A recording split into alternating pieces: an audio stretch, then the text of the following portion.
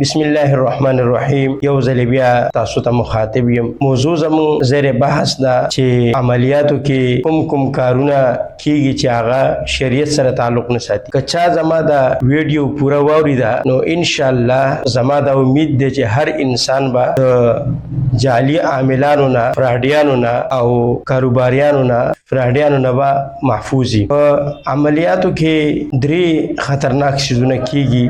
یو پکې شرک کیږي، یو پکې د خلقو مالونه ناجایز طریقې سره لوټ کیږي او د زنانو عزتونه پکې هم لوټ کیږي.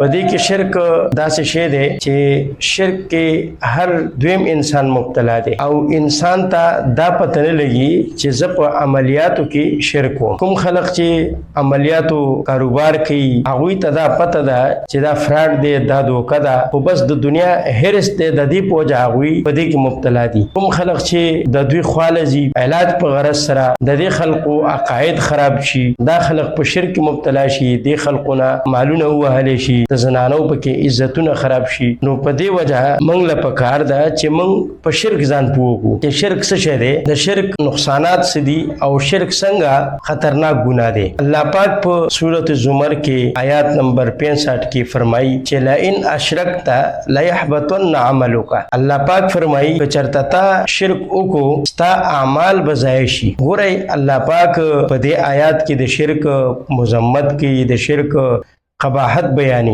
او الله پاک په دې آیات کې برای راست خطاب پیغمبر علیه الصلاۃ والسلام ته کوي، لیکن دې کې تنبیه امت ته ده، امت پوهوي او دا ویل غواړي چې ګورئ پیغمبر شرک نشي کولای، پیغمبر د شرک نه ګناہوں نه پاک وي، محفوظ وي.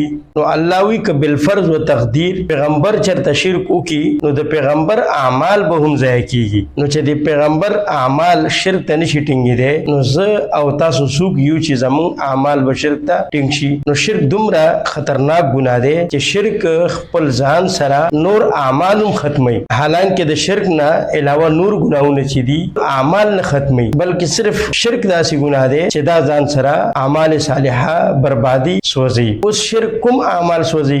اعمال نه مراد مزونه دي، زکاتونه دي، حج دی او دارنګ صدقات دي، نوافل دي، روزي دي. یو انسان بغیر د توبې د دنیا نه لاړ، د شرک کړه په دنیا کې او د توبه ونه کړله، دا ټول اعمال به ضایع کیږي او ختميږي. نو شرک دومره خطرناک ګناه دی چې دا اعمال ځان سره ختمي. اوس هر انسان دې سوچو کی چې یاره چرته ما خپل په ژوندۍ کې شرک خونه دی کړي، بیا چرته دا سینه بغیر د توبې دنیا له لاړ شم او زما چې څومره اعمال دي، مزونه دي، زکاتونه دي، حجونه دي، دا ټول زما برباد شي او ضایع شي.